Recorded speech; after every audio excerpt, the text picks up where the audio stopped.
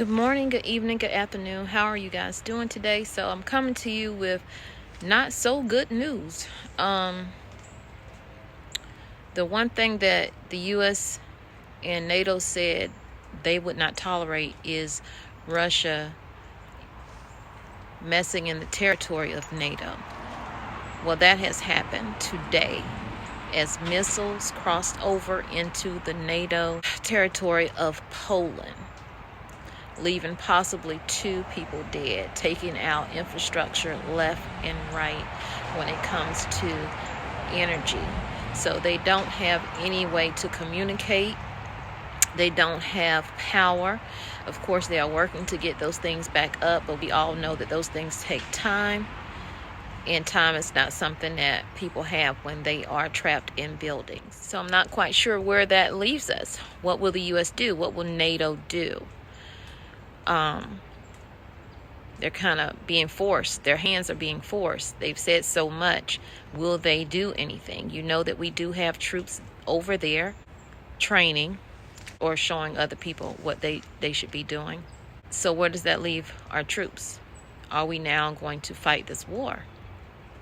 Projectiles struck an area where grain was drying. Massive power outages in Moldova. There were at least 38 missiles that were fired from Russia. At least a dozen regions are reporting power outages, and this is to include communication.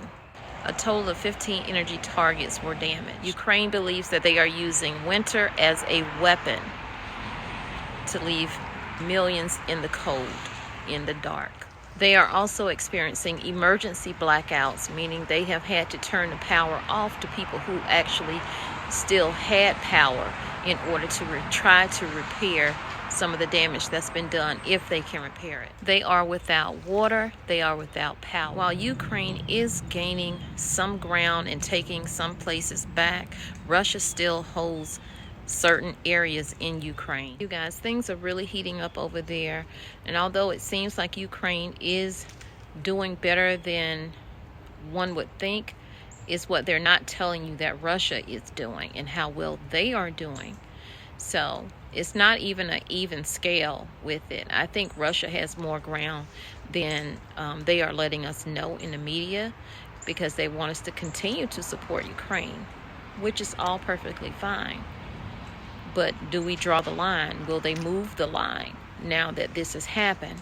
Because the line was, if you cross over this line and you attack anywhere near or in NATO territory, you will have to deal with us.